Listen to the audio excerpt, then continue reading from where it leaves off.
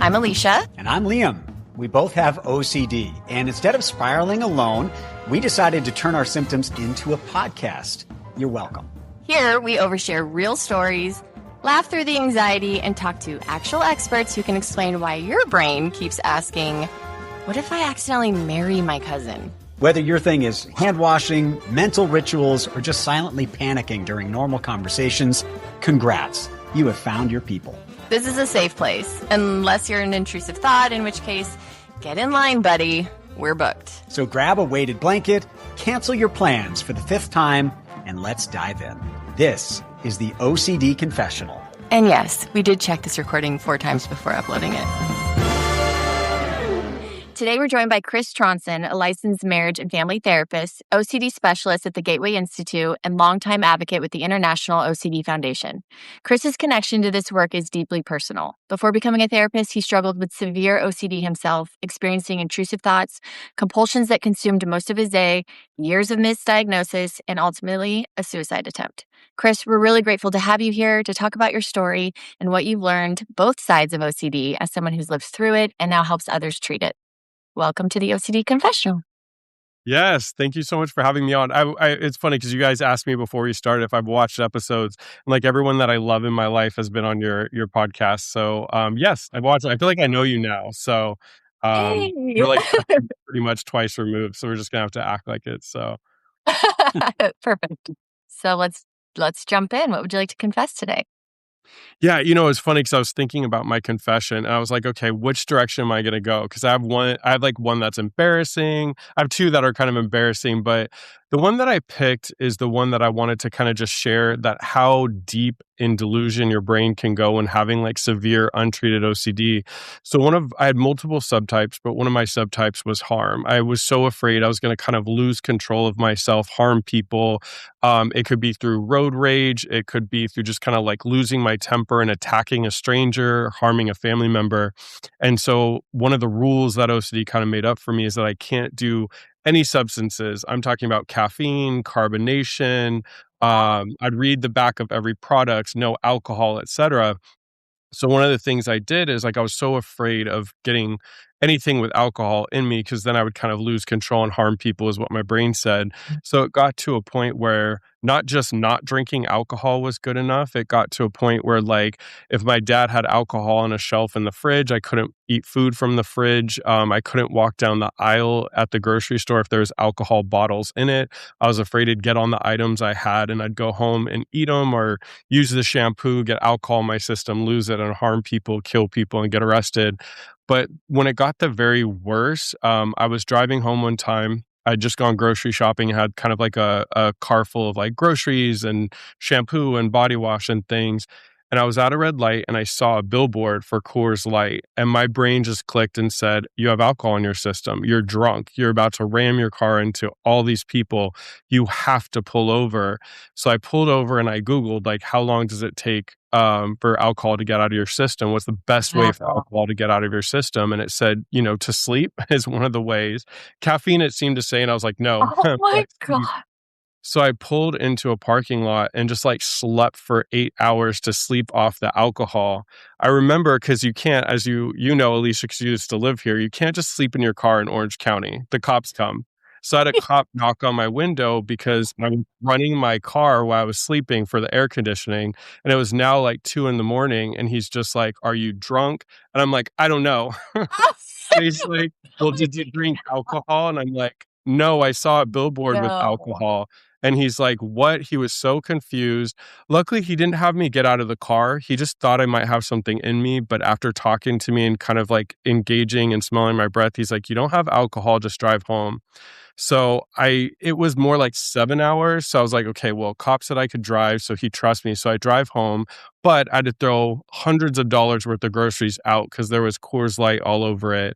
And then if I would have used those products, I would have been drunk and harmed someone. So it got to a point that whenever I drove, I would look down so I didn't accidentally see any kind of billboards and get drunk, to the point that even years after my treatment, I forgot it became a habit and I would drive looking down and never at billboards. So one of my exposures is to look at billboards. So still this day when I drive, I look at billboards.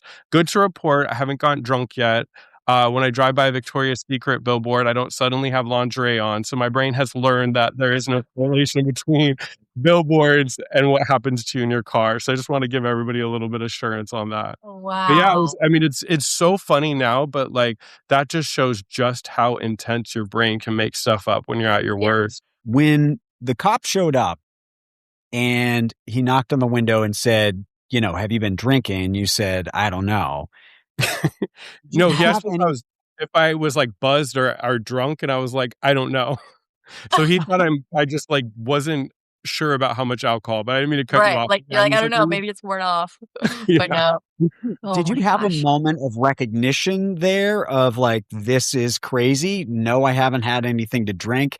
This guy must think I'm insane. Or were you still so deep in it that you were like, no, it truly could be the case that I had alcohol, even though I didn't intend to? What's insane, Liam, is like I was so deep at that moment that I almost hoped that if I did have alcohol in me, I'd go to jail. Cause it's like at least I would go Wow. to jail, I would sober up and I could deal with it. It was such a fear of mine.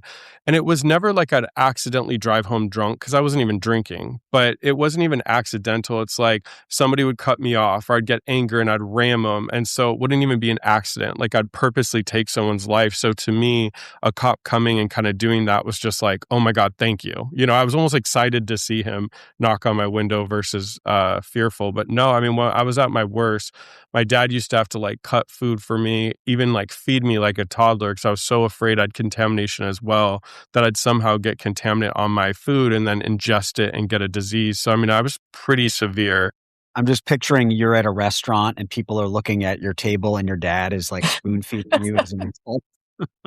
Liam, how dare you insult me? I would have never gone to a restaurant at the worst of my So OCD. rude. I don't know who touches the food. I don't know. I can't be in a place with like chemicals and food. No, we can joke the whole time. My OCD is wild, but no, I mean I wouldn't have eaten in a restaurant.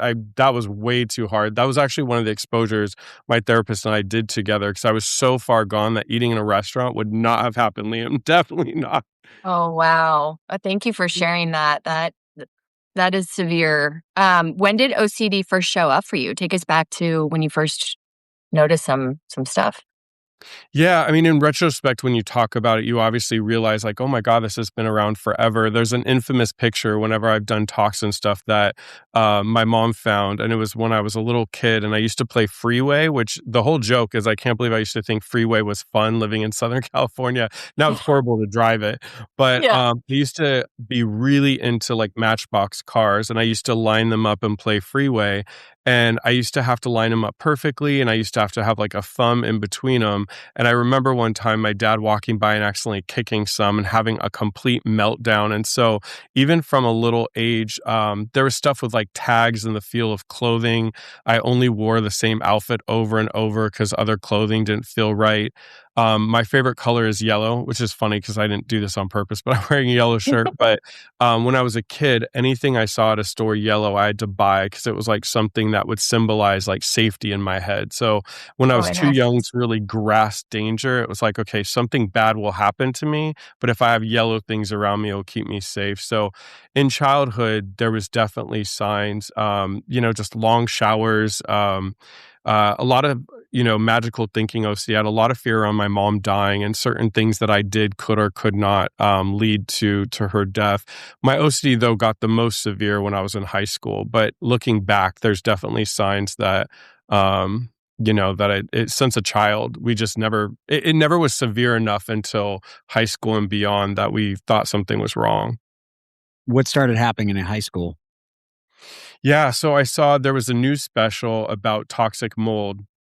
It was just like one of those random like local news Mold, toxic. Lisa. Oh my gosh, Chris, I went down a crazy. Okay, I can't wait to hear this. Let me hear about this mold because I have similar experience.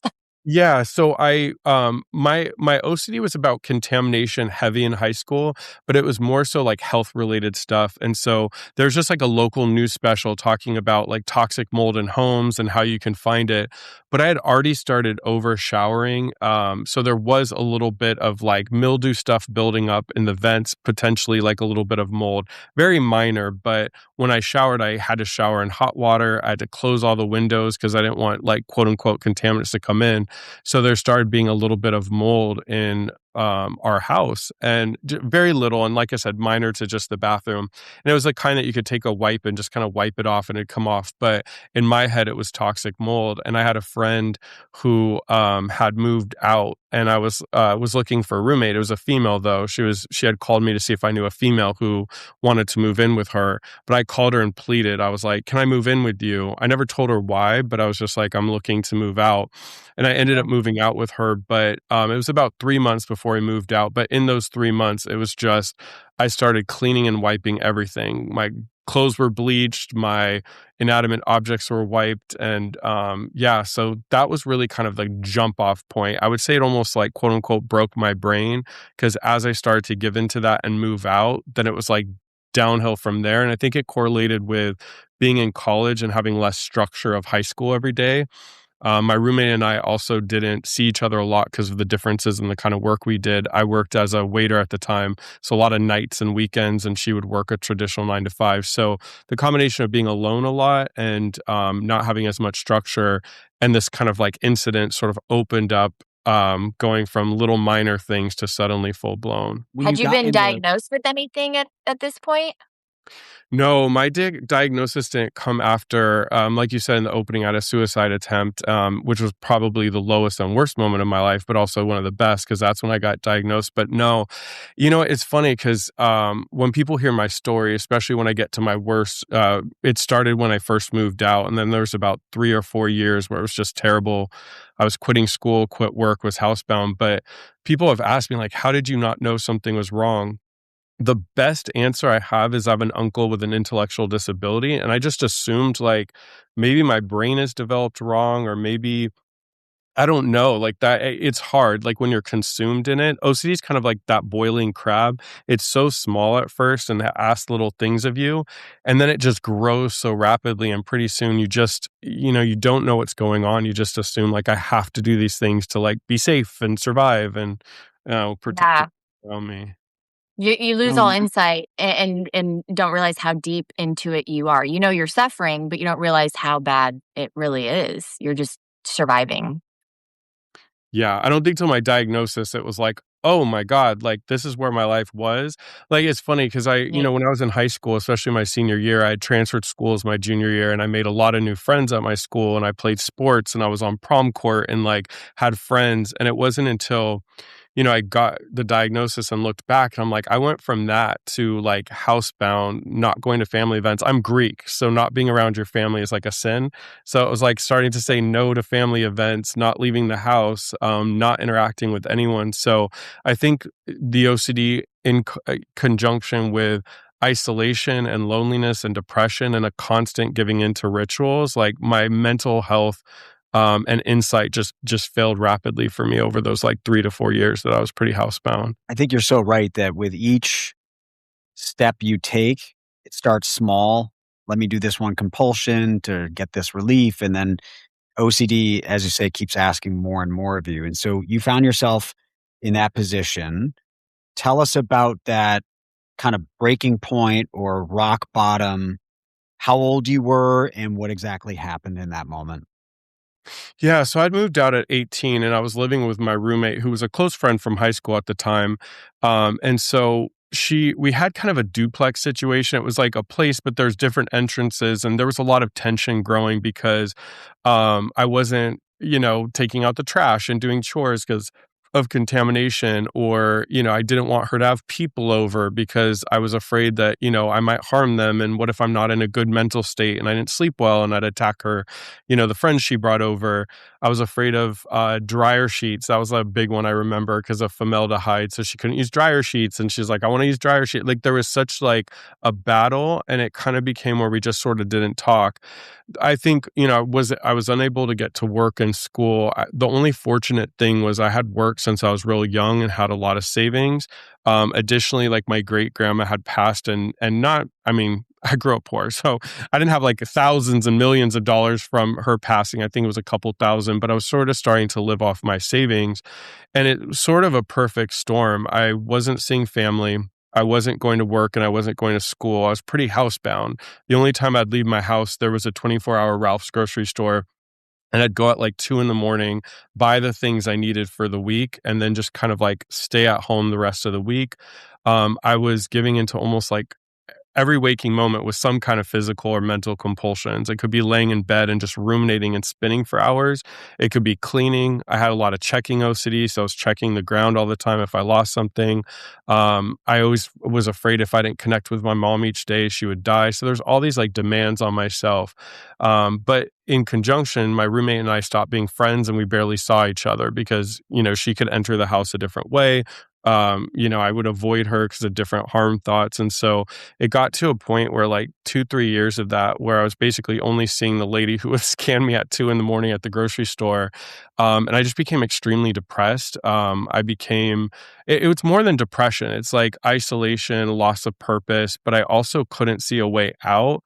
And it wasn't until I saw, there was a movie by John Grisham, a book as well. It's called The Client. And in the beginning, I hope it's okay to go here. You can tell me to stop at any time. But, I had seen the opening scene and there's a gentleman who like plugs the exhaust in his car and takes his life. And so I'd gotten to a point where it was just like there was so much tension between my roommate. I was running out of money, which was freaking me out.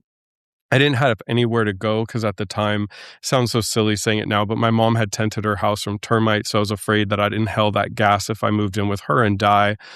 I didn't have a good relationship with my dad. I had nowhere to go. So I felt stuck. It was like, okay, I don't know what to do. I don't, I'm not going to be able to live here anymore. I don't know where I'm going to live. My roommate is pissed at me. We don't talk. I don't talk to my family. And just that like isolation, that delusion. And so I'd seen that movie, and for the first time really in my life, I got strong thoughts like, why am I even here? Like, why am I doing this? This is never going to get better. And so there was a moment where I just decided, I was like, I can't do this anymore. And so we used the garage for storage, and I kind of moved everything out of the garage and moved it into the house and like pulled in my car, and I waited for my roommate to go to work because I just, obviously that wouldn't have worked if she was there. But I got to that point where I was just like, this feels like the only way out. And so I turned my car and turned it on and just kind of prepared to die. I remember there was one point I walked out of my car and like went into the bathroom and just stared myself in the mirror.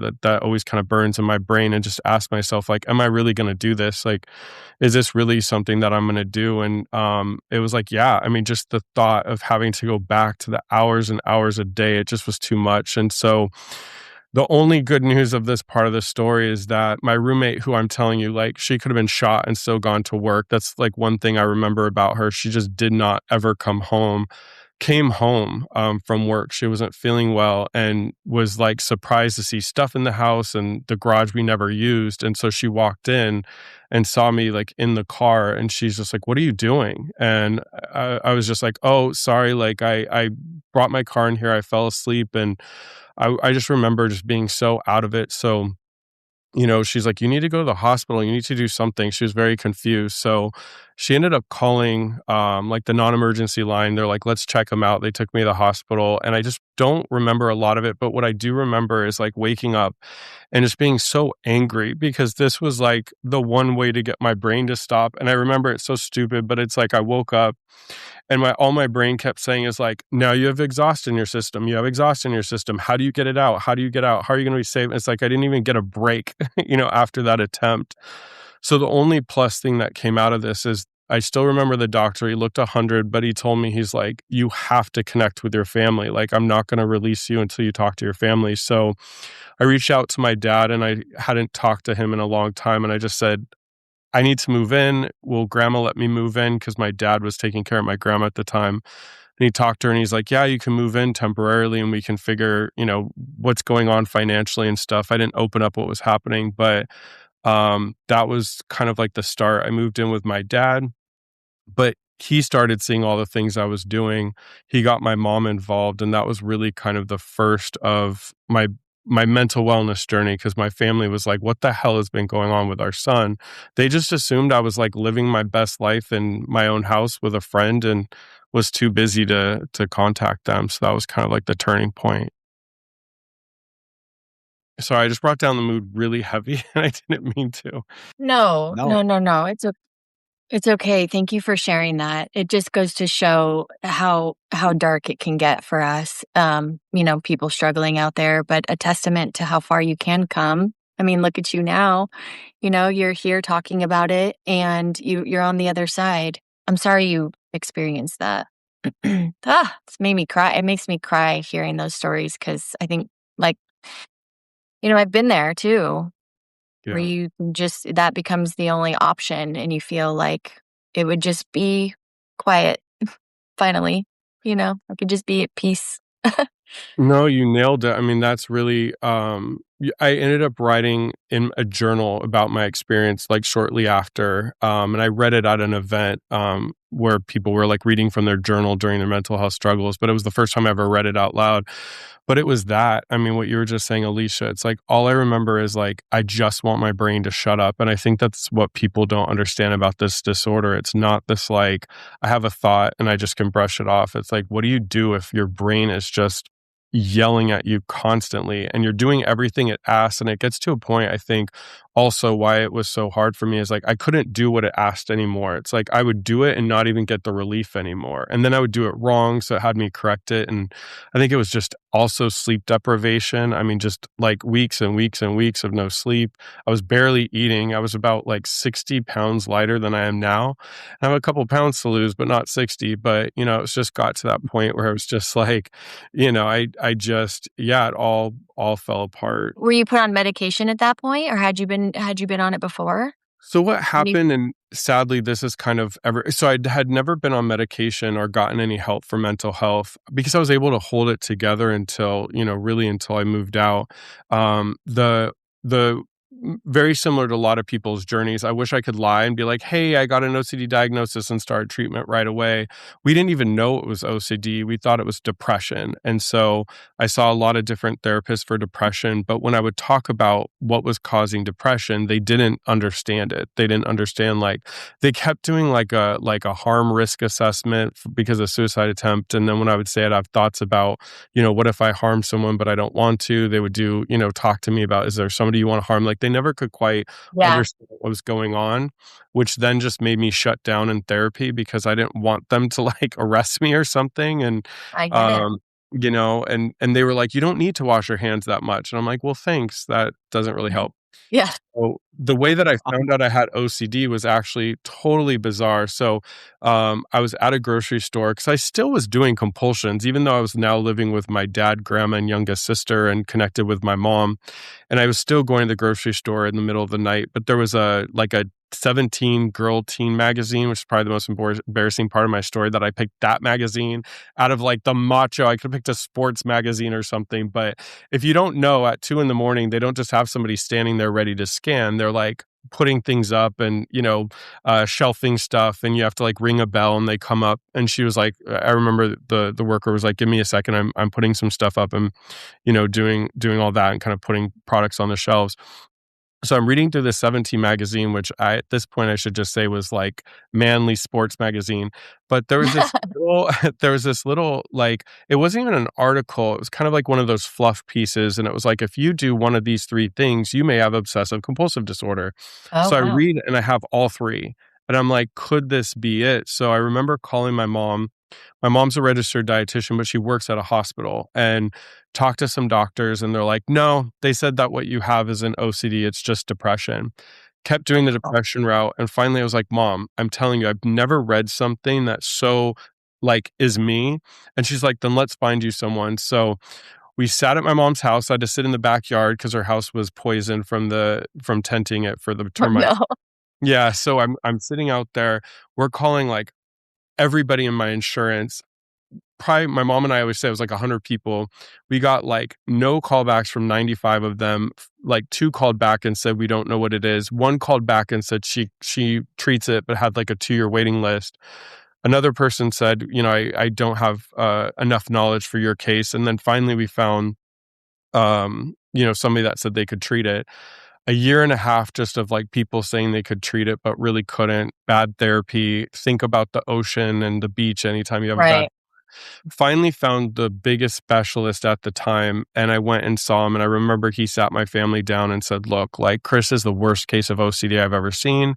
It's going to be about 4 years till he sees any relief in treatment with me, but you guys should kind of have your expectations low, and he may unfortunately have to live with you guys forever, and you guys might have to take care of him. And so Uh, that was kind of like the prognosis, and it was sobering. But my mom hit the internet, was searching. She's a fighter. It was like, I can't accept that, and found the International OCD Foundation, which is why I have such a loyalty to them and appreciation. And she found a specialist up in LA in Westwood, and I remember them saying, like, I need a higher level of care. UCLA was the only one at the time. We got me on the waiting list. It was about a 2-year waiting list, but started going up to LA each week and seeing an expert and a specialist. And when somebody knows their crap, because it was like the first session, I'm like, does this lady like live at my house and spy on me? Because everything yes. what I do, she gets it. So Did you that feel a sense of relief at that point? Like finally there's answers and somebody understands me? That is so huge. Yes, I remember, like, anytime I see a video of people that are like, we shouldn't diagnose everybody, like, diagnosis is so bad. I was like, you haven't been there, because that Yeah, diagnosis was the sweetest thing that I've ever heard in my life. that's how I felt. Yeah, right? It's But like, also, like, a sense, did you mourn the loss of your life had you known sooner? Like, I remember when I found out, I'm 41, and I only recently found out. I've been struggling for a long time, and I would lay in bed and think, "Wow, had I known this 20 years ago, how different my life would be," and just mourning all the suffering and everything and the time that you spent just in pain. I know it's not good to do that. It serves no purpose, but I did do that for a long time. It was a really hard thing for me to hear that I had OCD, but also a no, relief.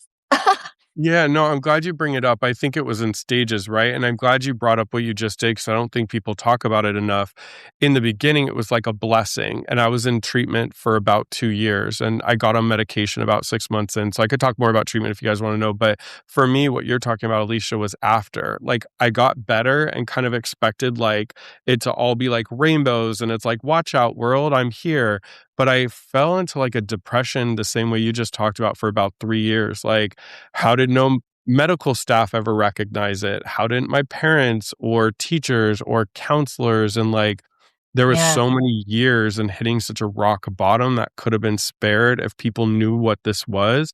And so it was about 3 years of just a lot of depression and unhappiness. And it wasn't until my mom, I have 2 sisters, the one closest in age, they sat me down and they're like, you should be happy. Like, you fought this disorder. Like, you're doing so much better. Like, you should be happy, but you have just been sort of stalling in life and depressed, and we'll never know what you have gone through, and we don't want to discount that, but like, you are better than this. And it was really my mom, my sister kind of kicking my butt a little bit. And I was like, yeah, I can't ever go back in time and get that time back. But the last 3 right. years, I chose to kind of just like sit in that dirty bath water. And I needed a little bit of time to kind of process what happened. I didn't need 3 years. And so after Yeah. that, I got involved with the IOCDF, and I think that really gave me purpose and kind of got me out of that slump. We'll be right back. But first, a message from our sponsor. The same distressing, unwanted thoughts keep playing over and over in your mind. The same rituals keep eating up your time, holding you back from enjoying your life. You've tried talk therapy before and spent session after session diving into those thoughts, trying to understand them, trying to fix them, but somehow they just get worse. And the shame piles on because you think, why isn't this working? What's wrong with me? If this sounds familiar, here's what you need to know. You are not the problem. You're experiencing something that a lot of people with OCD experience. Getting your life back is possible because OCD is highly treatable. It just requires a completely different approach than other mental health conditions. In fact, standard talk therapy often makes OCD worse because it encourages you to analyze those intrusive thoughts or try to replace them with positive ones. But with OCD, the more attention you give the thoughts, the stickier they become. That's where NoCD comes in.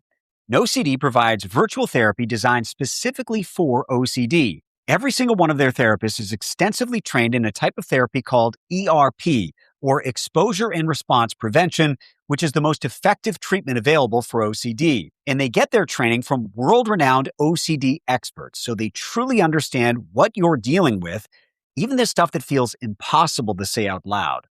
In live, face-to-face virtual sessions, your NoCD therapist will teach you how to take the power away from intrusive thoughts so you can live the life you want to live. In between sessions, you'll be able to message your therapist anytime, join dozens of live support groups, and continue your progress with other expert-developed therapy tools. NoCD is also covered by insurance for over 138 million Americans, and their team makes it really simple to get started. Visit nocd.com and book a free 15-minute call. That's nocd.com to learn more and talk to someone who can help, because you deserve treatment that actually works for OCD. And now, back to our show.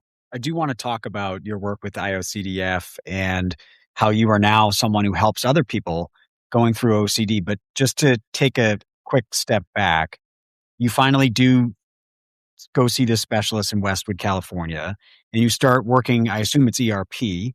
So Yeah. what did that look like? What kind of exposures were you having to do? And can you remember what some of the worst were? Yeah, no, I mean, I can absolutely remember. I always say like it was some of the hardest moments, but I think what you gain out of it, right, is like a confidence in yourself, a strength, and a willingness to kind of fight through. But she really told me, she's like, you need a higher level of care, but because we don't have it, you have to create your own PHP at home. You have to be spending 6 hours a day kicking OCD's butt. So I would say like the biggest, I'll kind of go through subtypes quickly, but like biggest for contamination at the time, I was taking about 4 1-hour showers a day. So I spent a lot of time in my shower. So that was a big thing we worked on, was not only cutting the shower time back, but completely cutting out showers. For me, hand washing was huge too, because I also had magical thinking around numbers. So every time my hands got dirty, I'd have to wash my hands 7 times in a row because it was a good number. So I'm washing my hands like 200 times a day. They're bleeding, they're cut. So that was a big thing, was reducing and kind of cutting back the hand washing. When it came to the harm thoughts, I had a lot of harm thoughts around strangers in public, as well as my grandma and my youngest sister. My youngest sister, because she would get into my stuff, not in a rude way, but she just didn't get it. And so my brain would always be like, if you just took her out, she wouldn't do that, right? So then I got really scared of those thoughts. Yeah. Now I want to take her out for some other reasons. Just kidding. Gabriella, I love you. You watch it. I'm just kidding. We're great. I love my sisters. I had seen one of those true crime kind of 48 hours about these 2 boys that found out they were in their grandma's will, pushed her down the stairs to look like it was an accident. So they got their grandma's money and they lived, pretty lavishly. One of them cheated on his wife. He had told his wife he did it, cheated on the wife. The wife reported him, and that's how they got caught. So the moral of the story is don't cheat on your. Yeah. But Oh, I yeah. watched this special, and even though my grandma had no money, my brain was like, you're going to do that. And so I was living with my grandma and my younger sister, and my big fear, we had a lot of stairs in my grandma's home, was I was going to push her down the stairs. So for ERP in general, was spending more time with my little sister and my grandma.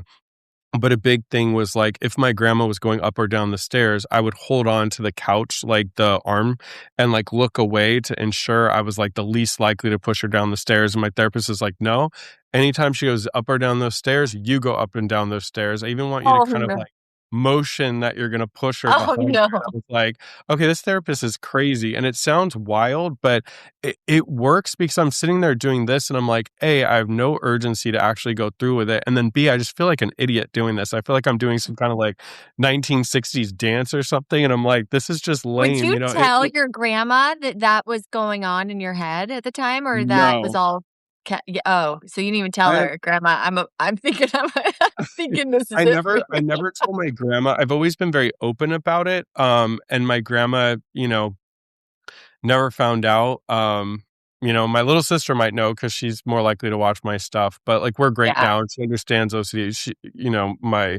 I have some OCD on that side. But that was really, and then going in public, that was a big thing. I had to start going in public during daylight hours and like being around people.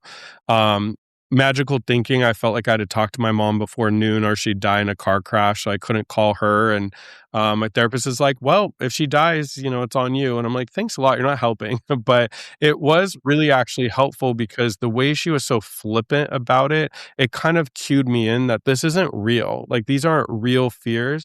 I love my grandma, and my little sister. I'm Greek. I'm a man. I like want to protect them. I mean, my grandma was 6 foot, so she could kind of throw down on her own. My little sister has like 40 tattoos, so she could kind of throw down on her own too. But still, in my brain, I'm like, I got to protect them, right? In public, it was like violent. Sometimes it was sexual intrusive thoughts too. So I'd be at like Target and there'd be like an 80-year-old woman and my brain's like, you want to have sex with her. And I was like, I really don't. But, you know, I would normally want to like run out of the store or I'd kind of like go in a different aisle. So my therapist was like, you really got to stay in that aisle. A big one of mine was checking, to the point that if I would leave a room, I could spend 3 hours kind of going back and forth checking. So my therapist had us like go out in public and I would start to like leave stuff on a table, walk out, then come back and have 1 second to grab it. We went to restaurants finally, Liam, so I could eat in restaurants and I couldn't look at what the kitchen was doing. I had a lot of stuff with contamination with my fingers. So having to eat chips and salsa and things. A big part of it was just getting out of the house. I mean, I was so afraid of the harm and sexual thoughts that I was like staying home was like my kind of like savior down in my room. Actually, during OCD Awareness Week, I'd found some pictures that I used to take of my room. I had a big room, but there was kind of like a supply closet that my sister used it for a supply closet now, but I actually went in there and I made a makeshift room. My grandma and dad kind of helped me make a room of it because I could lock the door and it was the furthest away from people. So I'm sleeping in this kind of like little, like, I don't even know, it could be like 7 by 7 room because it just was the only thing that made me safe. So I could lock myself in and there was less chance that I was going to get up and in the middle of the night harm a family member. So my life was like 100% OCD, but through the treatment, facing the fears and really kind of understanding like what's going on in my head after about 2 years of treatment, because I was also going to a support group at the time, I was able to get to a point where my therapist finally came to my house. We did exposures in the house. We did exposure with family. Out of fear of driving and somebody being in the passenger seat and I get in a crash and they die and I don't, and I live with guilt. So I drove her around. She touched my items in my house. I spent time with my grandma and sister. We went out in Wow. public and kind of, went to stores. And after about a month later, I concluded treatment and really started to hit the ground running after I got hit with that depression that I talked about earlier. But once that kind of shook and I started getting back to life, I started repairing my life and kind of getting involved with the IOCDF. But treatment was hard. It was a lot of doing. I was spending 6 hours a day just doing, kind of rebuilding structure in life. Where are you with it now? Can you drink caffeine? Can you have a sip of alcohol? Are those still off limits for you? Where do you stand with that? Yeah, so let me tell you, on the West Coast, it's not early, but it's earlier, right, Alicia? So we definitely drink caffeine. Starbucks. I would be so much wealthier if I didn't drink caffeine. I'm like, couldn't that thing have stayed? I'm a big green tea and a matcha drinker. I have been for years, but no, I definitely drink caffeine. I can drink carbonation. I can eat and drink foods. I choose not to drink. I did do some alcohol exposures and drank. There's a little bit of alcoholism on my dad's side. My grandma was one glass of wine, but really a bottle a day drinker. God bless her. But and I think the impulsivity of OCD, I never really had an off limit, so I've chosen to live not drinking. But it was to the point, obviously, where like I can go to Italian restaurants and they can have like a wine sauce. Like I'm not, that Yeah. kind. Just more like drinking, but everything is different. I mean, I can, I take one 15-minute shower a day. I only wash my hands. My hands have healed. I only wash my hands when needed. I can drink carbonation. I can eat certain foods because it was also like I would read somewhere like dairy I avoided because I read somewhere that dairy might have hormones. And I'm like, will hormones make me rage like the Hulk? So I can have dairy now. I love my cheese, right? I love my little sister. I spent a lot of time with her. My grandma passed away, unfortunately, 2 years ago, but we spent a lot of time together. Did you push her down the stairs?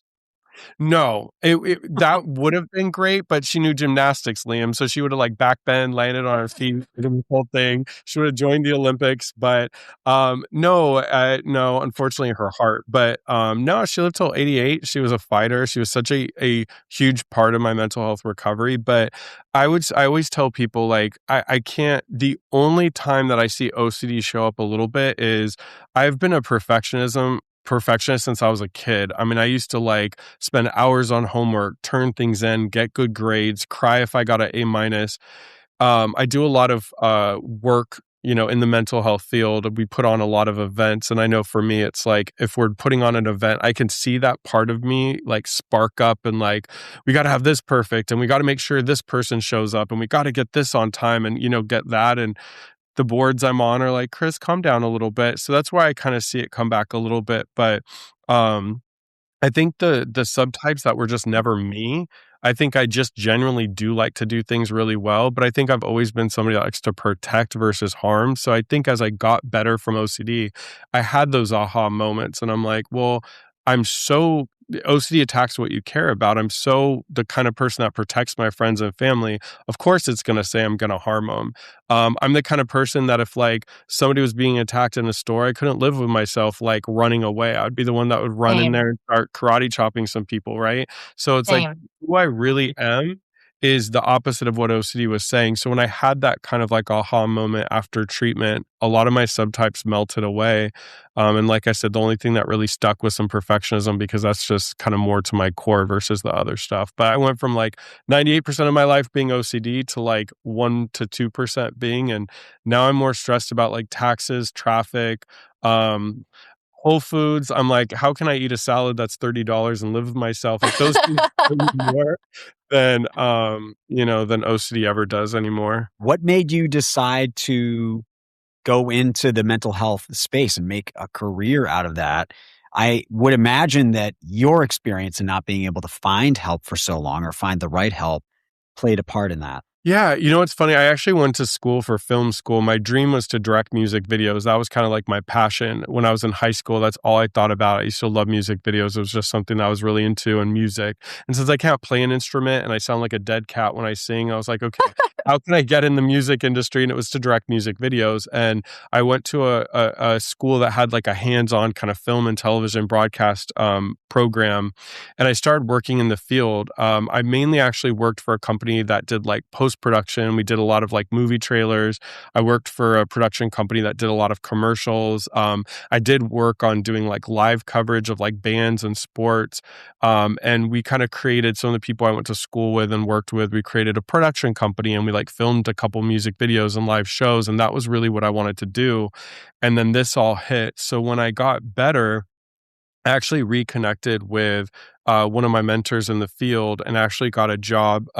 It later became a TV show with Jennifer Lopez, but there's a show called World of Dance. But before it became a TV show with Jennifer Lopez and I think Hoff, it's the two brother, the girl and the boy, they're always brother sister, the blondes, but he was one of the judges.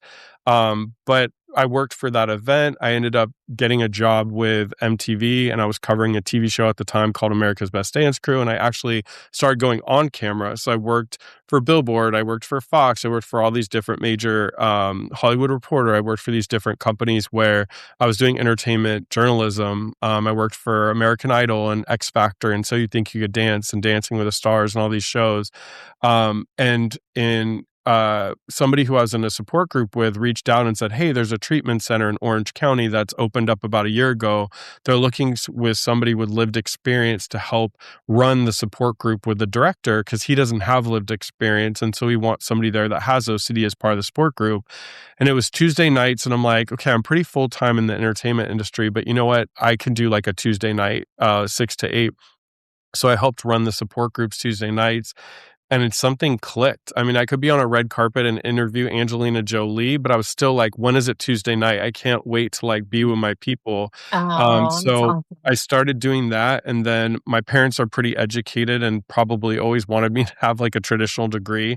So I was like, why don't I take a psychology class? And I never loved school, but I started taking the class and I remember reading the whole book, like turning stuff in early and just being passionate. I was like, let me just see where this goes. So while I was working in the entertainment industry, pretty much like 60 hours a week, I was going to school on the side and I was running that support group with my boss on the side. And I just never stopped. I just kept going up and going up. And so I had to make like a decision once I got into a master's program, like, am I really going to do this? Because you can't be a full-time therapist and also a full-time entertainment reporter. But I had such a good rapport with the people that I work with in that field. And they're like, look, like if you want to go into that, you can freelance for us, you can consult, you can, still be on payroll and do things more part-time, like whatever you need to do. And so that's kind of been my life. I've been a full-time therapist, but I still do entertainment reporting. I did the Golden Globes and do stuff on Amazing. the side. But for me, it was that. I also, you know,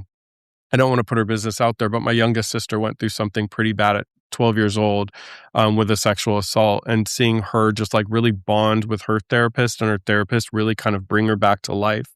I think that was like the final like straw. It was like, okay, I want to be a part of this world. And when I started doing it, first with the IOCDF and advocating, and then eventually becoming a therapist and giving back, it's like, okay, this is what was missing. I love the entertainment. It's so much fun. It's fast. It's quick. It's enjoyable, but I need something deeper. And how could I have gone through that whole experience and, like you both said, have such trouble find help and just like walk away from that? And so that's what really got me into this field. And then I do anything the IOCDF asks because I'm so grateful for the work they did, because I would not have found the therapist I did. And I bet that helped shaped you as a therapist, and you're probably an amazing one because you have lived experience. I always look for the ones that know exactly what what we've gone through. So, Well, my clients would hopefully say that I'm great. When I'm having them do things, they probably don't think I'm as great. When I'm yep. like, no, you should probably sit down on that bench, or like, come on, you can't tap that 8 times. But no, I think it does help, because when you become a licensed therapist, you have to go through working with different populations. And I worked with like people in the foster care system, or I worked with couples going through divorces. And I'm like, I feel so out of it. I don't know. I've never been through this. So I can only lean on clinical education and training. But with my work with clients, they'll be like, I have to tell you this crazy thing I thought up yesterday. I'm like, oh, I thought of that like 6 months ago, so it's like Yeah. I feel more like an insider. So I do think it helps. And I think it bonds me with my clients because they know I've gone through it. They know my story. That's Yeah. how most of them find me. And so they understand that I'm not going to tell them to just like stop, like, Right. I drive around the block 6 times because I think I heard someone. Just stop. Okay, thanks. And they leave, right? Like they know that it's more than just stopping. So it helps. And I get it. I've been there. I totally get it. Yeah, that really must help your experience. What made you also get into the marriage therapy side of things? So in California, I'm also getting a second license. I'm going to be a licensed professional clinical counselor. In California, we don't have as many options. Like there's social work, I guess. I think for me, um, I I think what really kind of, because it's a marriage and family, and I think the family part more than marriage, because I'm still single. Well, I'm in a relationship, but I'm not married. But for me, it was like my mom and I were honored to be asked to be keynotes at the IOCDF annual conference in San Diego one year, and they asked if my mom would be interested in making a few words because she was such a involved part of my treatment.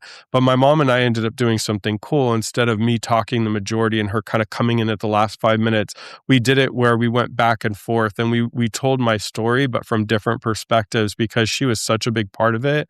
Um, my sisters were a huge part. I remember my sister, Selena, she's the one closer in age. Like I remember one time we were at a family event eating dinner for Thanksgiving, and her looking at my hands and my weight loss and like me struggling to eat. And she just was like, "Are you okay? Like, do you need help? Is there anything I could do? Like, are you okay?" And just that was enough, right? And my grandma letting me move in and into her house, and my dad letting me move in so I could have a stable place to get treatment. I think the family is such an important part. And even if you're not living with your family, I think the marriage part comes in because I work with a lot of clients and their spouses don't have OCD, and there's a lot of clashing in an otherwise amazing marriage because of the OCD. And so I think a Right. systems approach is so important because we rarely have OCD and live on an island. Like our friends, our family, our spouses, our kids are affected, right? And so really kind of taking that into consideration. One of my mentors is Barbara Vanapin. She's a researcher and therapist out of USC.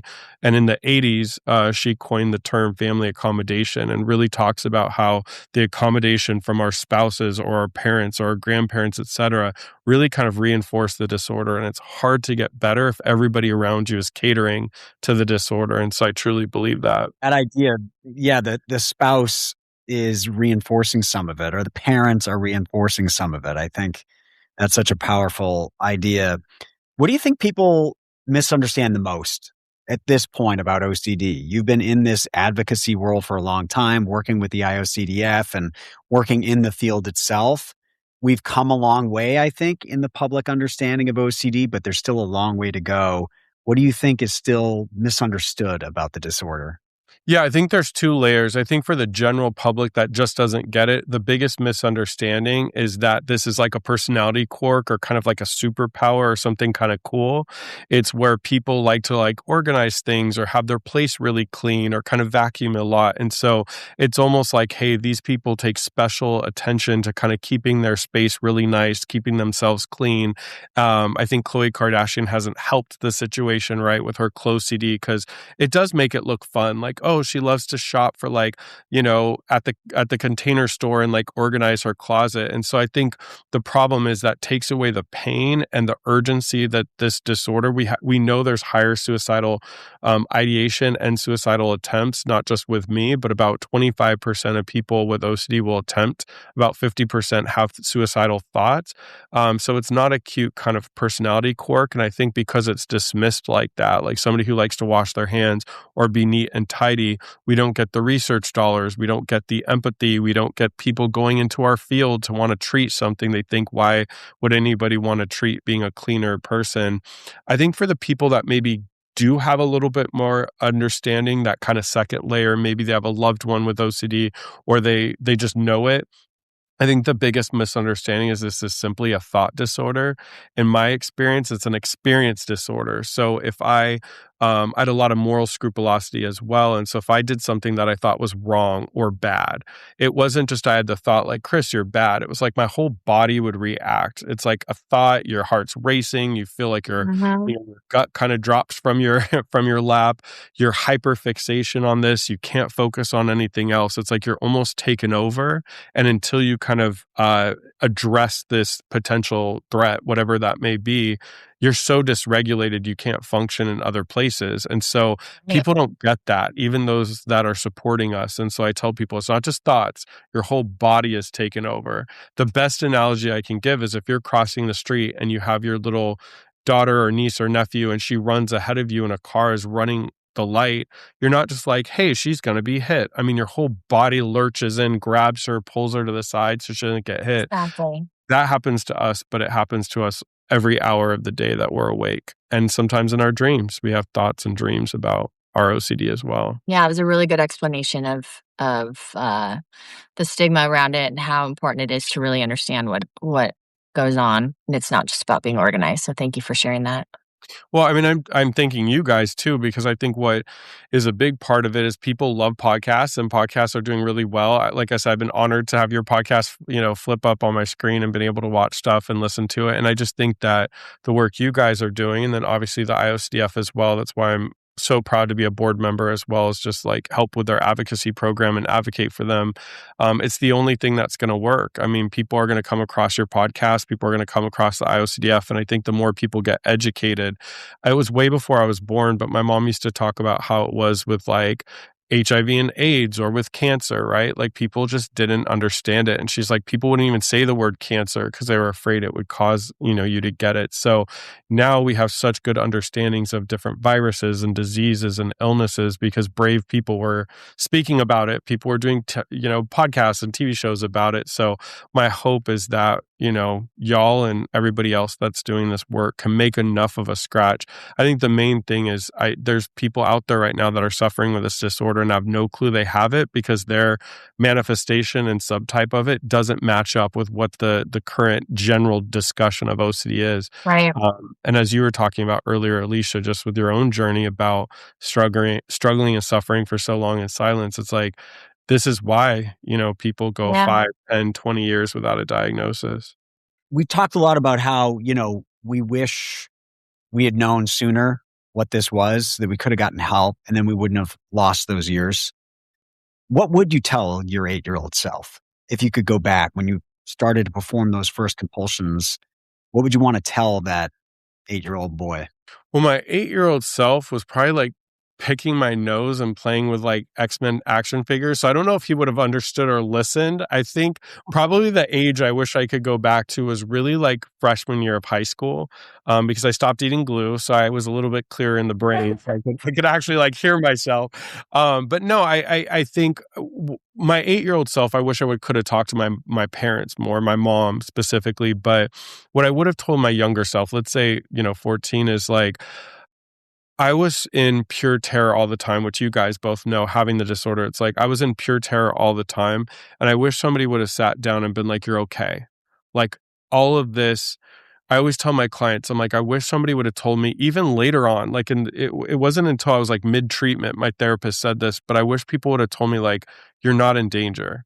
Your brain is just overactive. It's coming up with every possible scenario. It wants you to have a point plan for the 900 potential outcomes, but you're okay. You're strong. You can kick some butt. Martial arts. You got your family aside. Like, you'll be good. Chill. Like, you're okay. You don't have to fix every problem that comes up. Every thought isn't worthy of getting an hour of your attention. So I wish somebody would have Yeah. just told me, because as you guys probably know, we're told the opposite. Like, trust your intuition, trust your gut.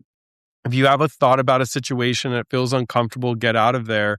So all of us with OCD take that advice and it runs us into the ground. Now it's great advice, right? Like if I'm talking to somebody shady, I'm like, yeah, I got to go. Getting a phone call. But in real life or in OCD, it's like I didn't need to. So I wish somebody would have just sat me down. And I think the hardest thing is, as y'all know, like being 8, being 14 is hard enough. You're trying to be cool and popular and you're trying to wear those Nikes and not getting them stained and holla at the person you think is cute in class. And there's already so much like identity formation and figuring Yeah. out who you are. And I wish somebody would have just sat me down and been like, you're okay.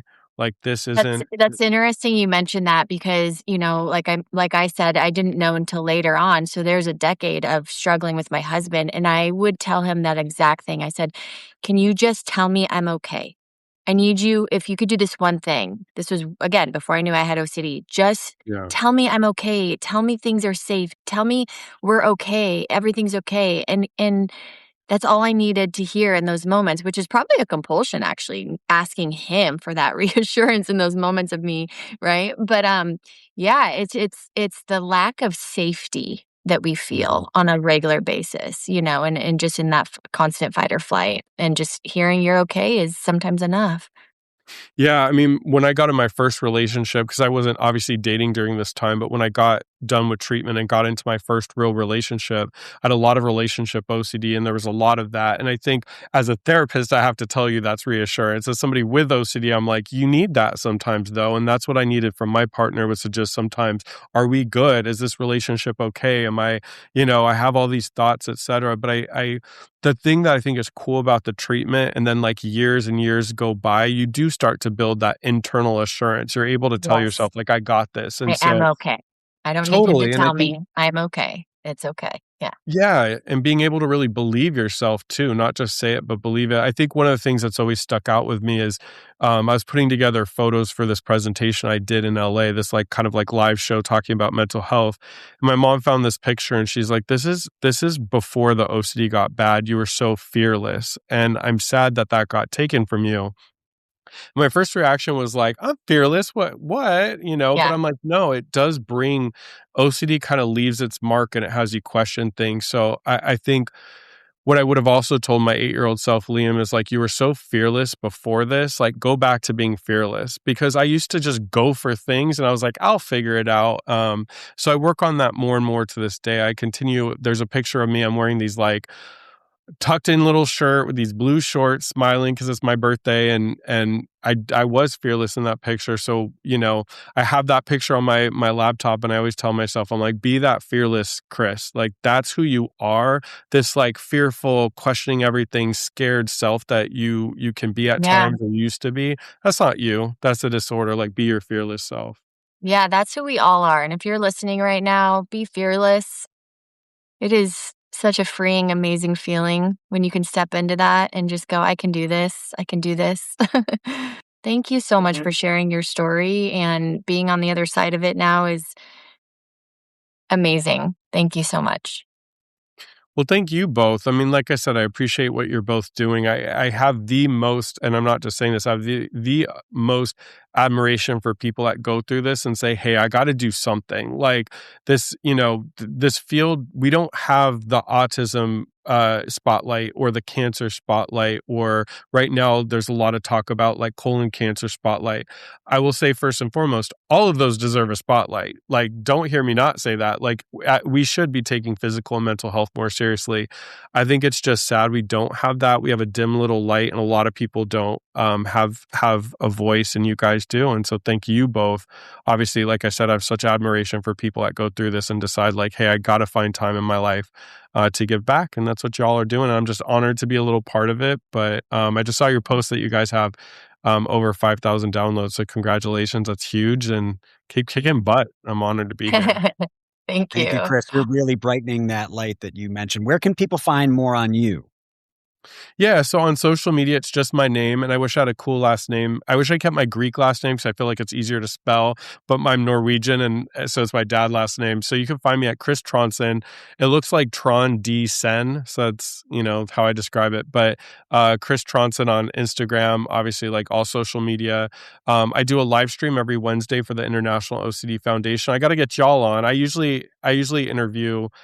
There's one with Ethan Smith who does like people with. I usually interview the clinicians and stuff, so I got to figure out a way to spin that to get y'all on. But every Wednesday at 12 noon Eastern, but 9 o'clock here on the West Coast, I do a live stream called Ask the Experts, where I have different experts in the field come on. I do a live stream for that. I'm on the board of the directors of the International OCD Foundation, so you'll see me at the conferences and you'll see me at events through the IOCDF. Well, so we'll meet you in July? Yes, I'll see you guys in July. Y'all, I'm a hugger, so y'all better hug me. Oh, Or heck that's yeah. kind of like weird. At least we'll come up with a cool handshake if hugging's not your thing. I love hugs. I'm a hugger. I'm a hugger. Yeah, so I'll be at the conference. And then I also am on the board and vice president of OCD Southern California, our Southern California affiliate. We're putting on an event in person in Orange County, May 30th. So I'm always around doing different stuff. I'm an advocate for the IOCDF and lead their advocate advisory council. So really heavily involved. But, you know, please DM me, hit me up, stalk me, go to my favorite coffee shop. I like matcha. Order it and then put a Maybe I'll run mysterious into you note. in Orange County. Yes, next If time I you come do, down to I'll give you a big squeeze and we'll go have a Yes, matcha. 'cause you're from my hood, so if you come down to Orange County, we better hang. And I'll then hit Liam, you you gotta up. come on the West Coast. What are you doing? What are you Yeah, I doing? I will. know. Alicia, when you see him, put a little shot of alcohol into his matcha. Yeah, thanks a lot, It Liam. won't Don't get me phase in him, trouble. Liam. He's good. I Yeah. know. I know. Like I said, I have all my caffeine now. Now I really do wanna hit people in my car. That's the funny thing, right? Like, that's when I was so scared, but now I'm like, I really do wanna hit people in my car. Nobody knows how to drive, especially when it rains. Well, Awesome. thanks Thank you, again, Chris. Chris. Yeah, thank you both, and thank you, and good We'll luck. see you on I the know. gram. Yeah, I'll see you on the Yeah. gram. I'll see you in July, Okay. and keep killing it with the episode. Thanks for listening to another episode of the OCD Confessional. Be sure to follow this show so you get new episodes. You can subscribe to us on YouTube or find us on Instagram and TikTok at the OCD Confessional.